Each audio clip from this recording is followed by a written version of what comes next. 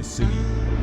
What is going on, St. Louis City fans, MLS enjoyers, and CONCACAF Champions League watchers? Welcome back to another episode of Soul of the City, brought to you by First Touch Media.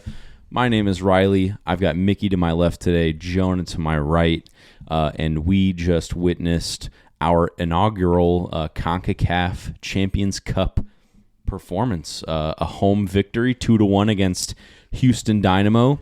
The Dynamo sink to 0-2 playing at City Park in its existence. Suckers. And overall, I think we've got a good amount to be happy about after witnessing this performance. Some breakout. We had 3 debuts last night, but I'll just kick it off to you guys. What did you think? I was very happy with the overall game. I would say the first half we looked a little rusty. We kind of grew into the game, I think, as it went on. But there were a couple surprises in the starting lineup, I thought. But, yeah, I guess we can get into that after Mickey has his initial thoughts. Yeah, I think rusty's a good word for it. I think that basing it off of the end of our last season, I was glad to see that resilience that we didn't seem to have closing out the season. Just actually not coming back, but finishing a game off instead of folding. That's a really good sign, especially just like you said, with a lineup that's not necessarily the set in stone XI. But yeah, all around really good game. The fans showed out. There were some seats open, but it was a Tuesday night at 7 o'clock, to be expected. It was still a lively event, and our newcomers really showed out. That's for sure. It is so true. Seems like we added some really great players to the team. Yep. Yeah, Totland is immediately a lock at right back. For sure. No questions asked. Incredibly impressed by his game. He looks up to the challenge 100%, and I think him getting up, he's got a really great first touch, and his deliveries were also very good. I think he was unlucky to not nab an assist in this game. Him and Markinick. Yeah. Is a mean duo. Yeah, I was kind of thinking, I never thought maybe not never, but it's crazy how last season we thought of our fullbacks as our biggest liability, and yesterday, they look like one of our biggest strengths. It's really a crazy turnaround, and obviously Totland's a new signing, but I thought even Markinic looked now that there's competition there with Deer coming in, it looked like he was fighting for his spot, and I was happy with both of them. He's had some time to settle in. No doubt, yeah. Adapt the play style. Yeah, he's 8 months into his stint at St. Louis, 6 months or something like that. Yeah, he's looking good, and I'm still excited to see Deer's debut as well. Sorry, I forgot the word there for a second. In other debuts, Chris Durkin, another debutant. I thought he was also quite impressive in this game. Very hard-nosed player. He's ready to make big crunching tackles as well as playing great balls from deep in our midfield. He hit Sam a couple times dropping deep, and I'm very happy with. I'm just thinking about what we gave up to gain him, and I think it's 100% worth it for St. Louis City. Great business by Lutz. Yep. And just as a refresher, that was Jared Stroud and Lucas Bartlett who we gave up. And some GAM. Yep, some GAM. I'm putting all my money on him getting the most cards this season. No question. That's honestly a fair bet. He was going 100% into every tackle, which I'm cool with.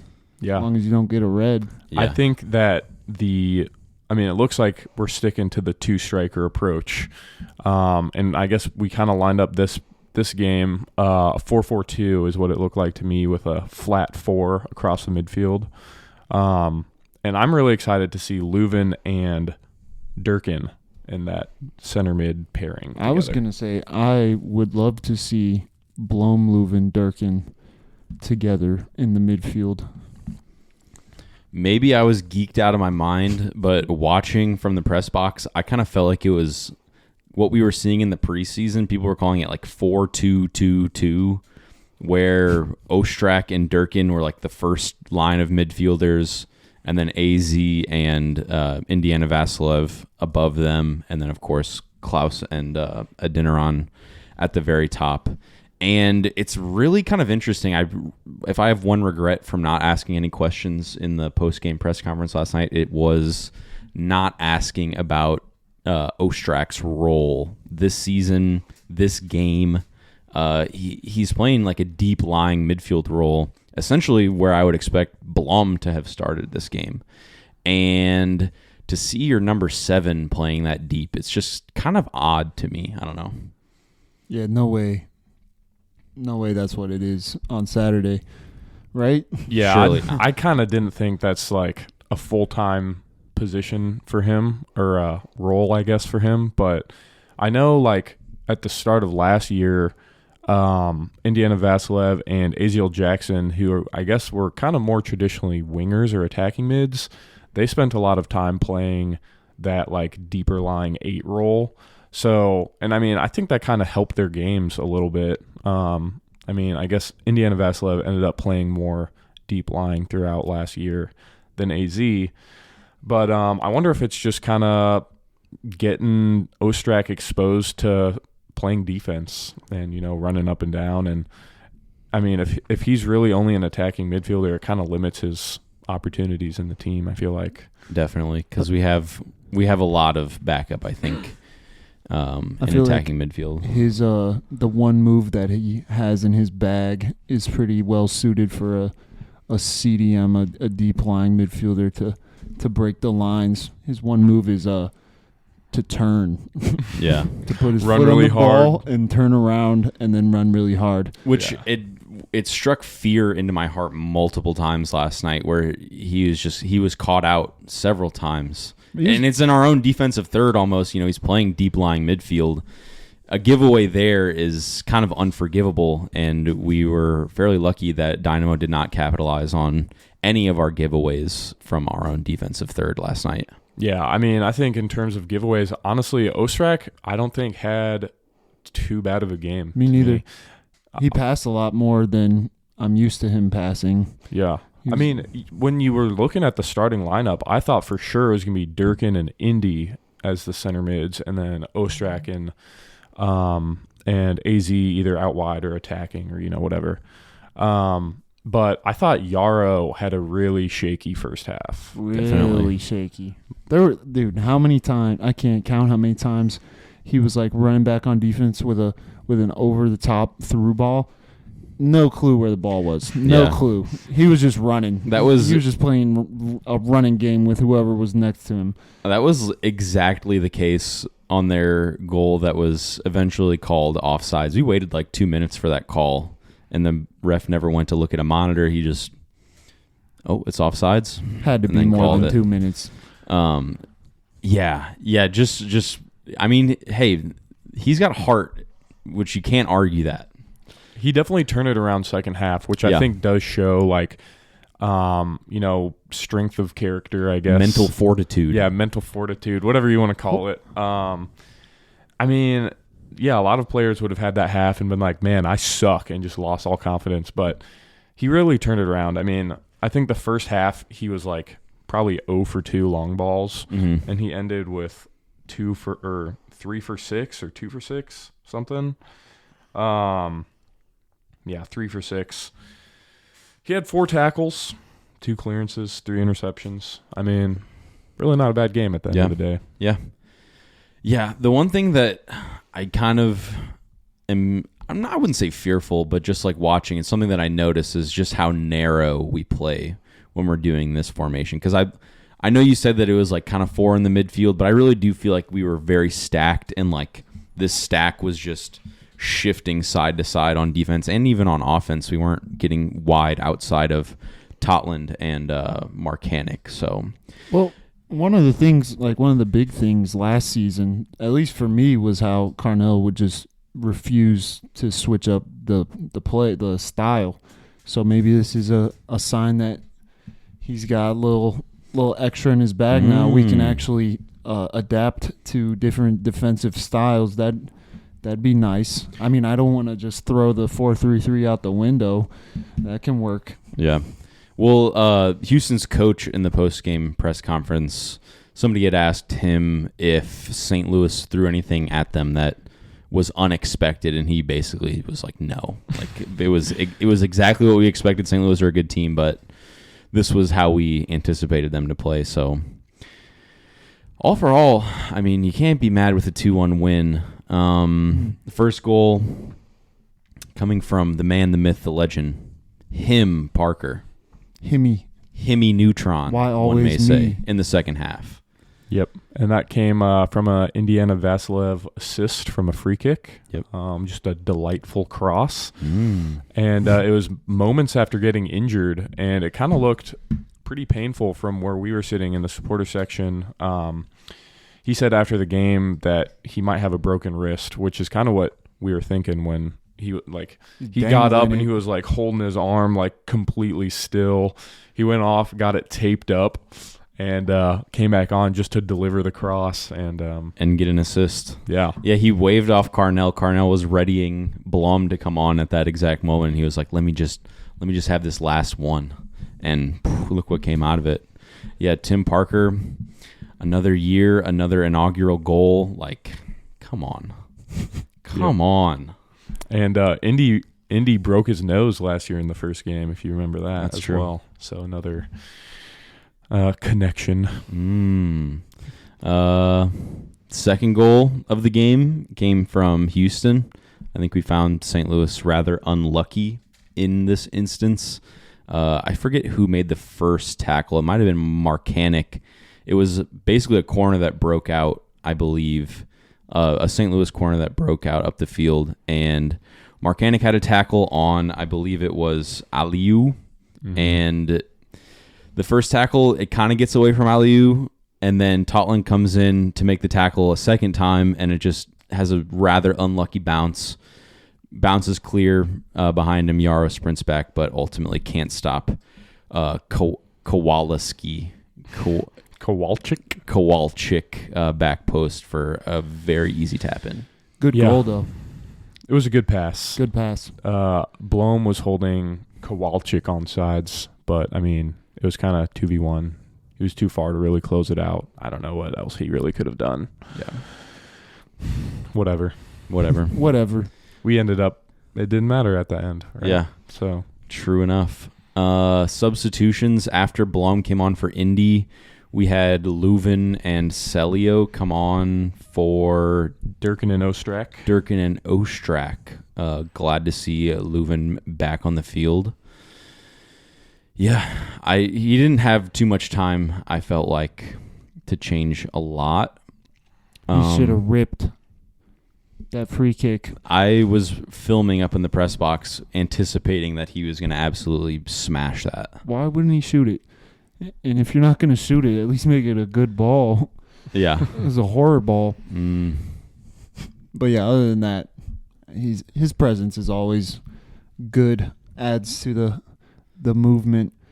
Yeah, and they were saying he didn't start because he didn't have as many preseason minutes as the rest of the team because he was getting his green card, which freed up the international roster spot for our boy Hosei Kijima. Who came on in the 85th minute. 86th minute, and then he ended up scoring the game winner right at the 90th minute. So Wake Forest Wonder Kid. Yep.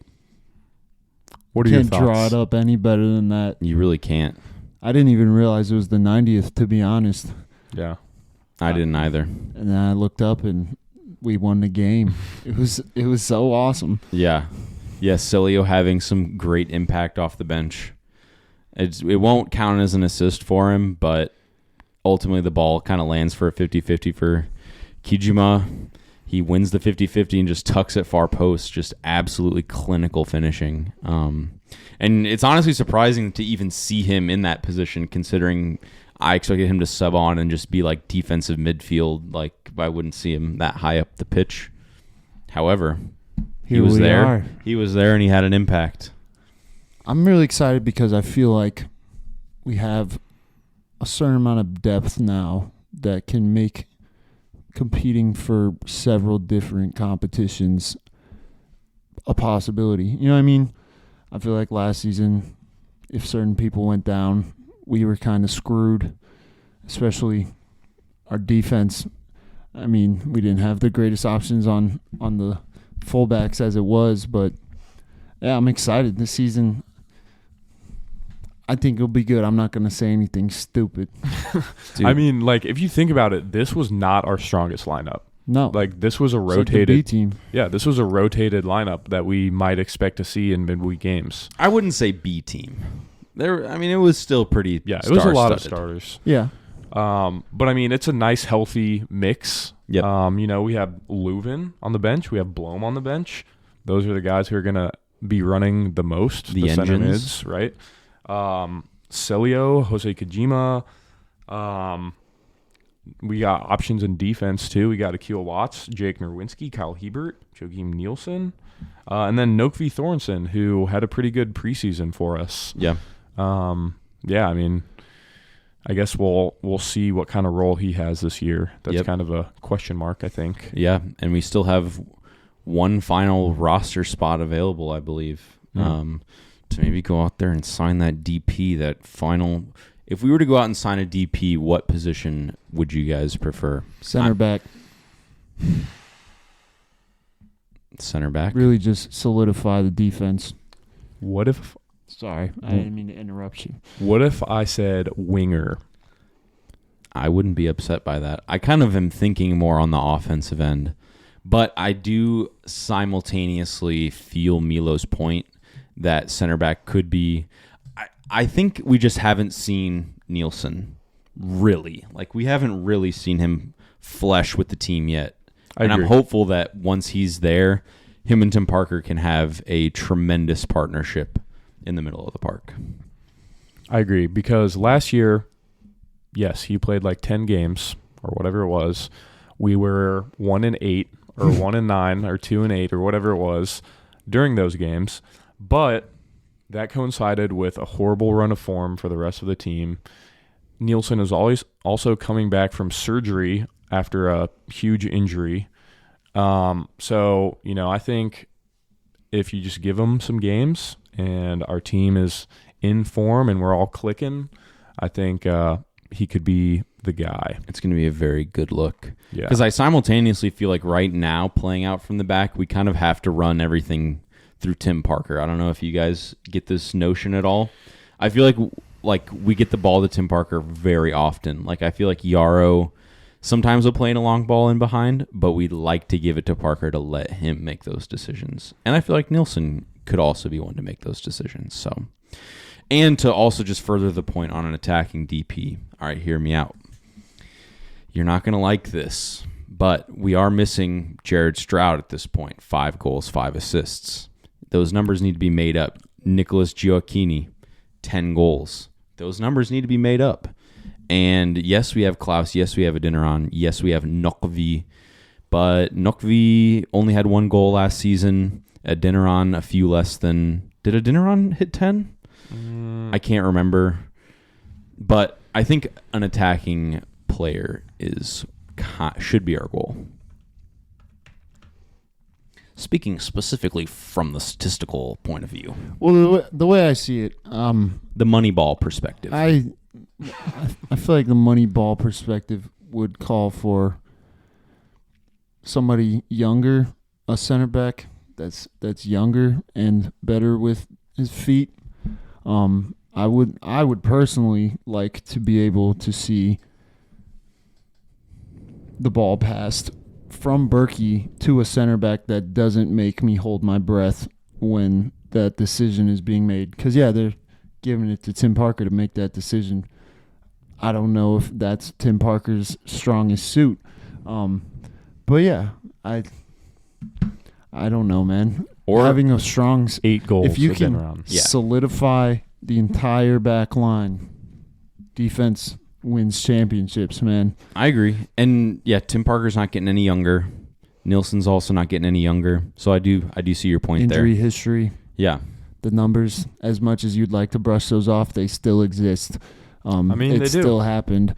And if you clean sheets win cups. I think, if with this squad, if we see the same levels of production that we saw last year, then yeah, it probably isn't as much of an issue as I'm probably making it out to be. And a center back could be more valuable. We added to the midfield specifically enough that we have players in the midfield that have the capability of playing wingers roles. Like if you had to, I'm sure you could see AZ on the wing.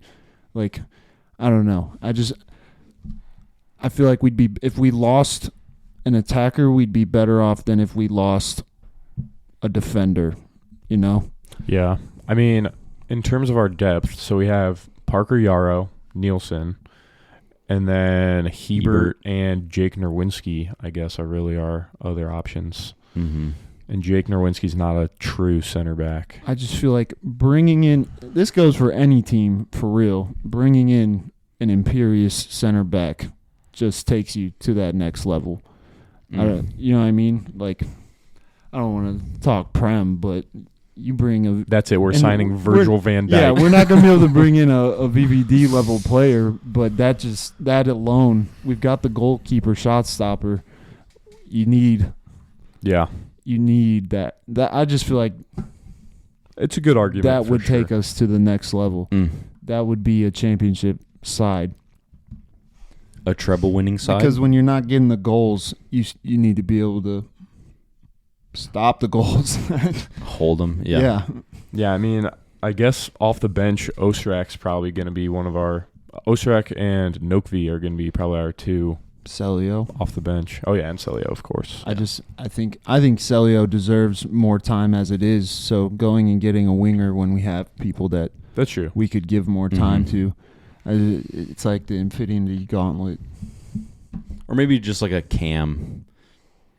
Maybe not like necessarily a winger, an attacking-minded player. Oh, okay. Not necessarily a winger. Offense versus defense. I just feel like we're kind of lopsided. You think we're top heavy? Yeah, literally. I do. I think Sam Adeniran will be. He could have scored like 3 goals last night. Yeah, we didn't really talk about our strikers' performances. Yeah. Last night. I mean, touch on that then. Adeniran had the curled strike from the top of the box. What's that goalie's name? Clark dove and barely saved. Clark had an absolute. Yeah. Just wonder performance. He did. I was in awe. Just full on awe at some of those saves. And this is the same guy. I think he's like kind of one of those nutty goalkeepers who are just a little bit crazy.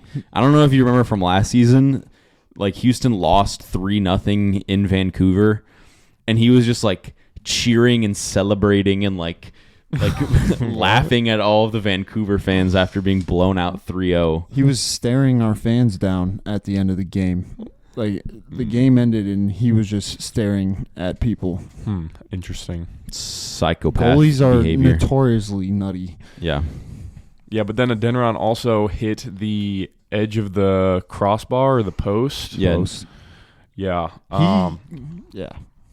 He was having some great runs, like just taking dudes on and just using his physicality to like muscle people, which I love to see. I mean, I don't want to get ahead of myself, but he's like a great option. Like, he's who will replace Klaus. I just feel like he's tall, he's fast as fuck, he's strong, and like every ball he hits looks like it's gonna be a pisser. Like, whether it's off the crossbar or saved, even if it's not the best shot selection, like it could have been like 5-1 last night. It's true. We were kind of unlucky. I think both our strikers had 4 shots. Sam had 2 that were blocked. And Klaus had 3 that were off target. I think one of those was a header pretty early on. Yeah, that almost. You maybe think he should have scored. Yeah. For sure. Oh, crossing from Mark Hannick. Yeah. Love to see it. The wingbacks, I'm so happy that was upgraded. And Andrew Wybe, if you're listening to this, I know you're not. 12th place after us just absolutely fortifying the positions that lacked the most last season. You're dumb. Haven't you learned your lesson yet? Gosh darn it. Don't count St. I don't Louis just out ever. don't get it. Like, I don't either. How do you come up with that and keep your job as an analyst? That's a joke. Just admit you didn't watch St. Louis's offseason. Just admit you didn't watch St. Louis at all last season. Just admit you're a clickbait propaganda merchant. We're football is played on grass merchants here, believe it or not. Get your XG underperformance out of my face. XG, Anyways. burn it. Well, Don't give a shit about XG. I declare war on XG. No, yeah. I think we should do a little breakout player of the season because, I mean, I'm only saying that because I want to talk about it. But Sam, dude, I feel like he's got potential that just – I don't want to say Joa leaving is a good thing, but not having so much competition. Even if Sam had left and it was Joa and Klaus, like just having too many options up top is not always a good thing. And like just him, if they give him minutes, which obviously they will, I just feel like he's got everything that he's a true striker, and he can make situations out of nothing. Like how many times is he in the corner and out of nowhere he's in the box taking a rip? You know what I mean? Yeah, I mean he's fast, he's strong, he's tall, he has a good shot. I'd love to see some more headers from him. I'd love Yeah. to see more header goals with these wing backs. Yeah. I think Leuven. I think it's coming, to say the least. I agree. And I think this play style, again, I love Joa. I hope he does well overseas, but he's not a striker that's going to capitalize as much off of this kind of play style, whipping it in from just every angle. As our high school coach would say, there is absolutely not only one but two monsters in the house when Klaus and Adeniran are just waiting to score headers in the box. True. And I mean, we saw a lot of long balls played yesterday, and having two strikers that are super tall and physical and fast, I mean, I'm not like the biggest long ball enjoyer, but we got the guys for it. But that's our identity. Like Yeah. you can sugarcoat it all you want, but at the end of the day, we do just revert to. But I mean, I don't even sometimes. think it's that bad, because even if we don't win like the initial long ball and say like a center back wins the header over Klaus or whatever, the ball's bouncing around loose in the midfield, and that's like perfect for our high intensity press that we want to do. So I honestly think like maybe we're going to embrace the long ball this year. I think it's wonderful. I feel like the office decided to actually make moves and build around an identity that was apparent but wasn't, like, we weren't utilizing it as well as we could because we were working with what we had, you know what I mean? And so now we know what the identity is. We know what Carnell is thinking, and we're bringing in the ammo, the shooters. Yeah, well, yeah, we're suddenly like a big team now. Like Leuven, Durkin, Adeniran, Klaus are like big people. I love it. And I feel like if that formation really is 4-2-2-2, like you said, like we're narrow enough to where like that ball is going to be, even if a defending center back wins a header, there's going to be players from St. Louis in the area. Yeah, and I remember thinking that we looked kind of narrow last year too, but I think that's definitely by design. Just because like we can't really press the whole width of the field. Like we have to try and corner them, and you know, if they switch it and cross it, then that's how they get out of the press. But you know, it also wastes time for them. It gives us time to drop back and set back up. So yeah, I mean, I think how we play. I think I just have severe PTSD from Kansas City last season because that's how they broke our press, and we remember how that one worked out. But we're on to a new season. Yeah, so let's who not cares? ever talk about that again. Yep. No, It's we won gone the out West. of my memory. Yeah. First year, these people barely knew each other at the beginning of the year. And now The green links are forming, even though FIFA took away green links. You know what I'm talking Bastards, money grubbers. Our Mm. chemistry is 33 out of 33 now.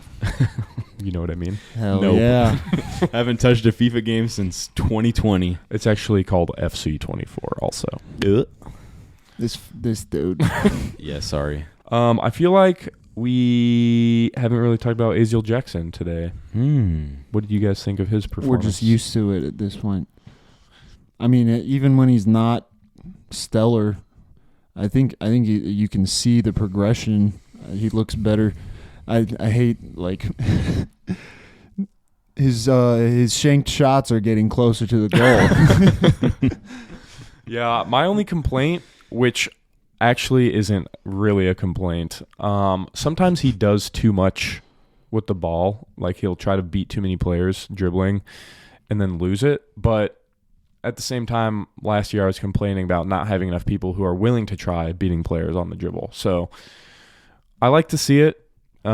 Wish it was maybe a little better, but, you know, you miss 100% of the shots you don't take, right? Plus, sometimes you just got to probe. You just got to keep probing, and then at halftime, that's the coach's job, is to watch you do what you're trying to do and make adjustments, tell you what to do in those situations where it's not working, how to react. I think that I'm just feeling very hopeful now because I feel like whatever Carnell said in the locker room at halftime, it's just looking good, bruv.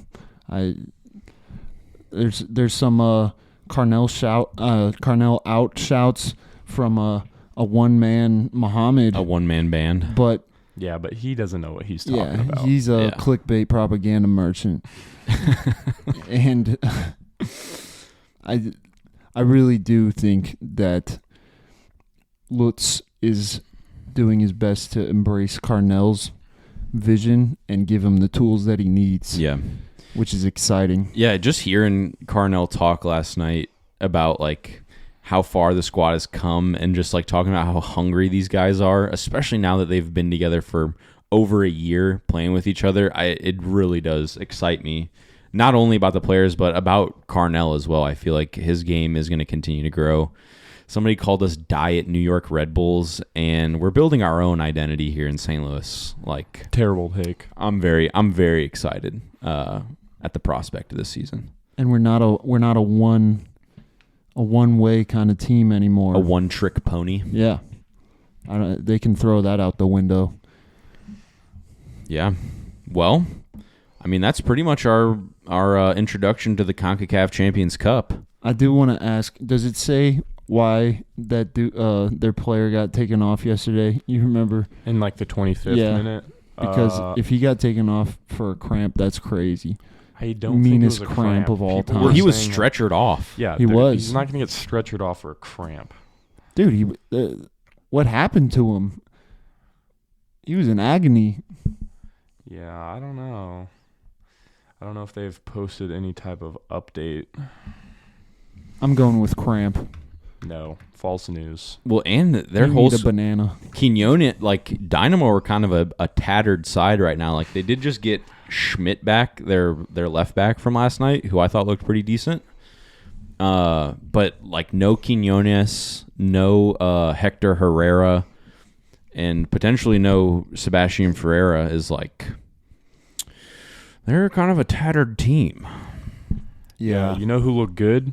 Obviously, aside from Number Clark, their 20? goalie. Yeah, Karaskia, number 20. Every Yeah. time he got the ball, I was frightened. He's a Panamanian. I think so. Yeah. I think he's one of their DPs as Yeah. well. Yeah, he's a CONCACAF legend for sure. Mm-hmm. I feel like we need a pacey, strong center back that has the defensive qualities, especially because our fullbacks are going to be expected to do a lot more attacking. Mm-hmm. And so when they get burnt, we need to see somebody. Like, I don't want to see Tim Parker just trying to catch up to somebody coming down. You know what I mean? Yeah, I do. It does disappoint me that it probably won't be Tim Ream, just because. That doesn't disappoint me. Come on, man. He is but not the paciest lad. He's It not. would be great nostalgia if you can call it that, because Yeah. he's from here. Like Circle of Life. But my man is 1 foot in the grave. Yeah, he's on the decomposing side of the circle of life. We're not Inter Miami. Well, Tim Ream's not necessarily messy either. No, I just meant we don't Good want point. your geriatric retirees. And that's the other thing for the third DP conversation. Like, I don't think St. Louis City is ever going to be the type of team to go out and buy Bobby Firmino, for example. Yeah. You know, that type of player who's like a big name, big contract. Like, just because we have the DP, I think we're more likely to buy an up-and-coming young talent who probably won't get minutes in one of the top 5 leagues, but is sought after for like a loan deal for them or further development for... Or like a fringe Bundesliga player. Yeah. Sure. True. I mean, yeah, we've already seen that with Totland, right? I guess he was Danish league. Yeah. Upamecano come to St. Louis. Okay. Get your pitch together, Milo. Come get your red cards here. All right, well, let's get towards wrapping this episode up. Obviously, today is Wednesday. We have our MLS regular season home opener against Real Salt Lake on Saturday. Real, however you would like to pronounce it. Real. This is America after all. They take on Inter Miami tonight. Actually, here in about 2 minutes, they're going to start playing. So that will be interesting to watch and see. Obviously, the last time Salt Lake came to St. Louis, Diego Luna was giving us the business. Krylock, who's no longer with Salt Lake, also giving us the business. I forgot that they More like let him cry go. more. He was one of their DPs, wasn't he? And he'd been at the club for quite a while as well. Interesting. Diego Luna does strike fear in my heart. Yeah. Ooh. Cucho Arango. However, it will be Diego Luna versus newly signed right back for St. Louis, Thomas Dortland. Man, we didn't talk about Totland getting the ball at the edge of the box and blasting that ball to the top corner of the goal, and Clark had a just wonder save again. Yeah, goalkeeping masterclass. But like man, those saves are crazy. Yeah. Love to see that from Totland. Yep. I think we're going to be doing some shitting on teams this season. I would love to see it. I think it took us entirely too long in this game against Houston to get into second gear. Kind of looked like the players weren't really all in yet. And that's to be expected, but it'll be exciting to see if they'll be able to have that intensity from the kickoff, because if that's the case, then people should be nervous about coming to City Park. Well, if you remember both of the real Salt Lake fixtures from last year, all 4 of our goals in the away fixture came in the second half, and we did not score against them at home. Was that a 0-0? We got dumpstered 3-0, I believe. Oh. But we beat them 4-0 at their house. Salt Lake, and yeah. we lost 3-0 at our house. Yeah. Funny how that works. Yeah. And whenever we took them on, they didn't have their new DP signing. What's his name? Starts with a C. Arango. Cucho Arango. Yeah, Arango.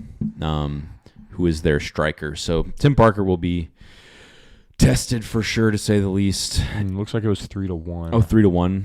I was close. Fake fan. This guy knows nothing. Come on, here I was spitting game there for a second. Cut me some slack. Yeah, it was Diego Luna, Krylock 2 goals.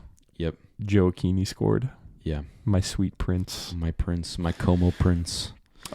It's also, I guess, important to note in this episode that there's a second leg for the CONCACAF tie against Houston. So we're playing that next Tuesday as well. Yep. But we'll have an episode before that game after the Salt Lake game. Yeah. Well, we're pushing 41 minutes here. Do you guys have anything else you'd like to touch on before we wrap up this delectable episode of Soul of the City? No, I don't think so. I'm trying to figure out what our XG was for last night. I don't think they were tracking it. That's dumb. Yeah. Certain competitions they don't, which I don't know why. Also, can we get some lines drawn on the TV? Can the fans see what's going on? Like, this seems a little bit fascist, you know what I mean? Yeah, all the money grubbing we do for Leagues Cup, you'd think we'd be able to at least draw lines if you're really going to bow out of the Open Cup. Or maybe invest in lines that tell you when the ball goes over them. Yeah. Or in referees that are competent, or, anything. That'd be great. Yeah. I just would like to see offsides. They didn't even show like a good angle on the replays. Like they showed ref the didn't angle. even that look was, at like, it. It was the camera was like not even with the guy who was supposedly offsides. It was like 20 yards downfield of where that was. It wasn't like a head-on shot. Like, yeah, it was like, how are you ever going to judge that? Is that the video that the refs are looking at? Like, no wonder they're making blunders left and right.